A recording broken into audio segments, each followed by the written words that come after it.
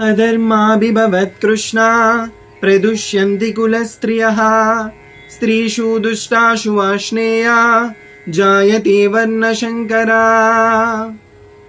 మరొకసారి మీకు భగవద్గీతలోకి ఆహ్వానం. ఈ శ్లోకం చెబుతోంది, హే కృష్ణ, కుటుంబ ధర్మాలు నశించినప్పుడు స్త్రీల చిత్తం కలుషితమవుతుంది.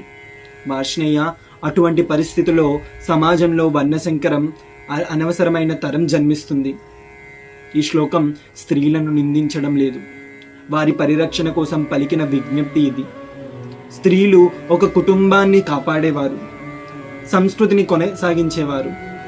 ఒక సమాజం ధర్మాన్ని కోల్పోతే అందులో మొదటిగా తాకేది స్త్రీలని, మనోభావాల్ని, వారి ఆత్మగౌరవాన్ని. స్త్రీలు తరాల మార్గదర్శకులు. వారు సంక్షిప్తంగా పిల్లలకు విలువలను, ధైర్యాన్ని, కరుణని, శక్తిని ఇస్తారు. ధర్మం నశిస్తే స్త్రీల స్వేచ్ఛ, గౌరవం హరించబడుతుంది. దానికి ఫలితమే మూల్యహీనత, సమాజంలో గందరగోళం, ఆధారహీనత. ఈ శ్లోకం ధర్మ పరిరక్షణపై ఒక హెచ్చరిక.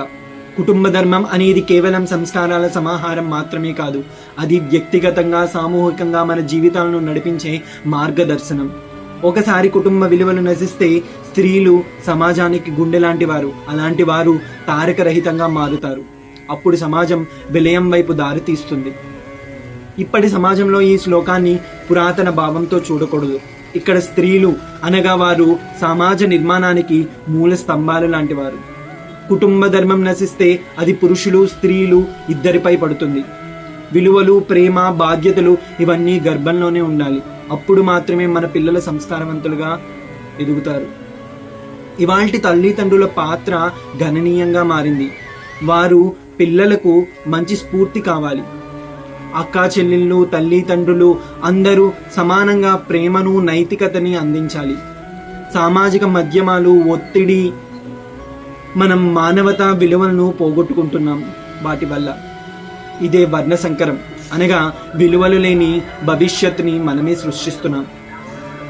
మన సంస్కృతిని రక్షించాలంటే మొదట మన కుటుంబాన్ని రక్షించాలి. కుటుంబాన్ని రక్షించాలి అంటే ప్రతి ఒక్కరూ తమ బాధ్యతను తెలుసుకోవాలి. పిల్లలపై ప్రేమతో పాటు మార్గదర్శకంగా నిలవాలి. ఆధ్యాత్మికత, ధర్మం, ప్రేమ, సమానత్వం ఇవే సత్యమైన సంపదలు. ఇవే శాంతి సమాజానికి ఆధారం. అందుకే మనం తెలుసుకోవాలి, ధర్మం అనేది భయం కాదు, భవిష్యత్తు పట్ల ప్రేమ. భారతీయ సంస్కృతి అనేది పరిమితి కాదు, పరిపూర్ణత.